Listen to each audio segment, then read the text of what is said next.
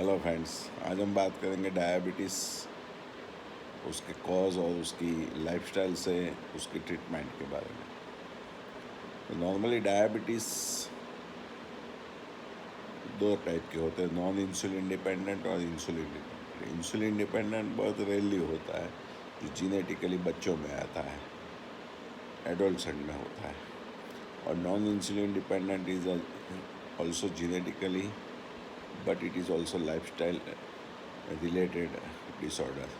उसमें ओबेसिटी है, lack of walking है वगैरह एक कॉज ज़्यादा है, अथवा वायरल इन्फेक्शन से पेनक्रियास को नुकसान हुआ है तो इंसुलिन कम बनता है।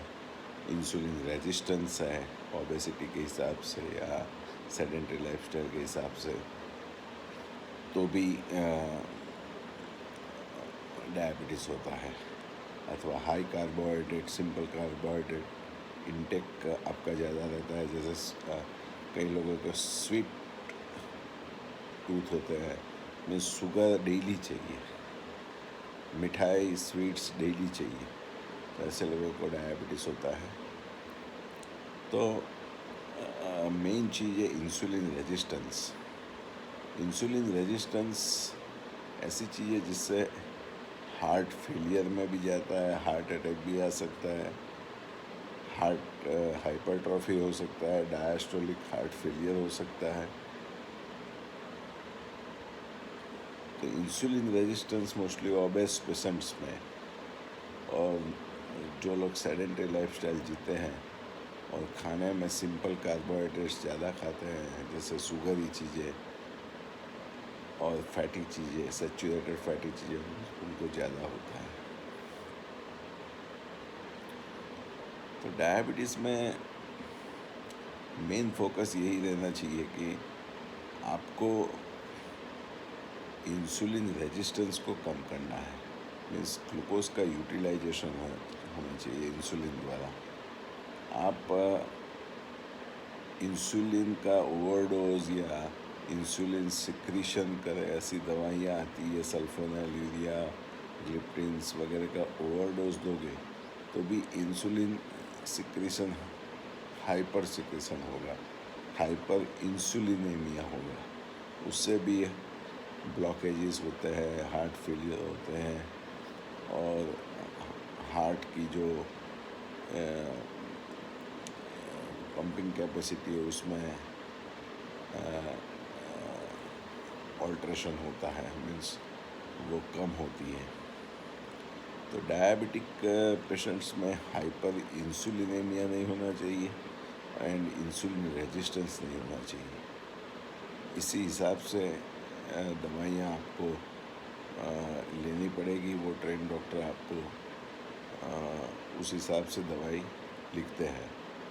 हेफाज़ाड इंसुलिन लेने से भी नुकसान होता है, तो पेशेंट को भी डॉक्टर बनना पड़ेगा। पेशेंट भी डॉक्टर को क्वेश्चन कर सकते हैं कि ये सर, ये मेरा फास्टिंग प्लाज्मा इंसुलिन कितना है। जैसे हम फास्टिंग ब्लड ग्लूकोज कराते हैं, पोस्टप्रांडियल ब्लड ग्लूकोज कराते हैं, 3 महीने का ब्लड ग्लूकोज कराते हैं, वो बहुत इम्पोर्टेंट। लेकिन मेरा फास्टिंग प्लाज्मा इंसुलिन लेवल कितना है वो भी आपको डॉक्टर से पूछना पड़ेगा। साथ में इंसुलिन रेजिस्टेंस को दूर करने के लिए आपको ओबेसिटी कम करनी पड़ेगी। प्लांट बेस्ड वेजिटेरियन डाइट खाना पड़ेगा, मल्टीपल प्लांट्स, बीन्स, लेंटिल्स वगैरह खाना पड़ेगा। शुगर इन एनी फॉर्म आपको बंद करनी पड़ेगी। शुगर किसी भी फॉर्म में आपको बंद करनी पड़ेगी। आप स्टेविया या आर्टिफिशियल स्वीटनर भी नहीं ले सकते, वो भी साइड इफ़ेक्ट्स हार्ट पे करते हैं, इरिथमिया करते हैं, कार्डियोमायोपैथी करते हैं, तो इम्यूनिटी पे इसकी ख़राब इफ़ेक्ट है। तो आर्टिफिशियल स्वीटनर भी मत लेना, जैसे स्टेविया है, दूसरा आर्टिफिशियल स्वीटनर है। तो शुगर और आर्टिफिशियल स्वीटनर कभी मत लेना। वॉकिंग की हैबिट रखिए, भूखा पेट अथवा खाने के बाद 3 कलाक बाद फ्रीक्वेंट स्मॉल डाइट लीजिए, दिन में 4-5 थोड़ा थोड़ा खाइए। कॉम्प्लेक्स कार्बोहाइड्रेट लीजिए, नट्स ले सकते हैं आप, मखाना, हैंडफुल ऑफ मखाना 1 बाउल ले सकते हैं रोस्टेड। आप ओट्स ले सकते हैं सुबह नाश्ता में, जिससे इंसुलिन जिससे ग्लूकोज ब्लड में नहीं जाएगा। तो ये चीज़ बहुत ज़रूरी है कि आप डाइट में शुगर और सिंपल कार्बोहाइड्रेट बिल्कुल बंद कर दें, और क्रेविंग ऑफ शुगर बिल्कुल बंद कर देना पड़ेगा आपको। साथ में हमें जो फ्रूट्स बहुत मीठे हैं, जैसे सीताफल, कैरी, चीकू, मेलन्स वगैरह को आपको बंद करना है। जो फ्रूट कम मीठे हैं और विटामिन सी वाले हैं, वो फ्रूट आप ले सकते हैं। आप पपीता खा सकते हैं, आप एप्पल ले सकते हैं, कम मीठा एप्पल। आप विटामिन सी रिच फ्रूट्स ले सकते हैं जो बहुत मीठे नहीं होते हैं। तो कहने का मतलब ये है कि फ्रीक्वेंट स्मॉल डाइट, दिन में 4-5 बार थोड़ा थोड़ा खाना, सिंपल कार्बोहाइड्रेट वाला खुराक नहीं खाना, जैसे मिठाई है, वाइट शुगर है, पेस्ट्रीज है, बेकरी प्रोडक्ट्स है, पिज़्ज़ा है, बर्गर्स है, फास्ट फूड है वगैरह नहीं खाना है। डायबिटिक के पेशेंट्स को हाई फाइबर डाइट खाना है, और कॉम्प्लेक्स कार्बोहाइड्रेट वाला और प्रोटीन वाला डाइट खाना है, जो हमको रोजिंदा रोटी दाल शाक में मिल जाता है। और गेहूं की रोटी की जगह मिक्स फ्लोर की रोटी खाना है या पराठा खाना है, घी लगाए बिना। गेहूं का ग्लाइसेमिक इंडेक्स ज़्यादा है और राइस का भी ज़्यादा है, बासमती राइस का। तो सुबह में जैसे गेहूं की रोटी खाई अथवा मिक्स फ्लोर आटा की रोटी खाई, तो सुबह में राइस मत खाना।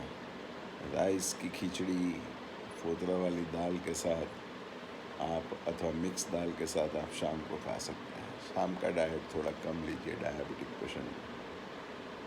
दूसरा एक कंसेप्ट है इंटरमिटेंट फास्टिंग का, मीन्स आप 8 कलाक खा सकते हैं कॉम्प्लेक्स कार्बोहाइड्रेट, 16 कलाक आपको फास्टिंग करना है। फास्टिंग में आप लिक्विड ले सकते हैं, वो भी नॉन शुगरी होना चाहिए, जैसे वेजिटेबल सूप है, लेकिन उसमें सोडियम ज़्यादा नहीं होना चाहिए, शुगर नहीं होना चाहिए, शुगरी चीज़ें। फिर आप मोड़ी चाय पी सकते हैं, ग्रीन टी पी सकते हैं। आप कोई भी ग्रीन वेजिटेबल का सूप पी सकते हैं without sugar and without excessive salt. तो 16 घंटे में आपको लिक्विड ले सकते हैं, बाकी के 8 घंटे में आप फूड खा सकते हैं। जैसे सुबह 10 बजे से आपने खाने का प्रोग्राम रखा है, तो 10 से 6 बजे तक आप खा सकते हैं थोड़ा थोड़ा। इसमें ब्रेकफास्ट, फिर लंच, फिर डिनर 6 बजे के आसपास कर लेने का। फिर 16 घंटे आपको लिक्विड पे रहना है, और वो भी non sugary, non starchy liquid.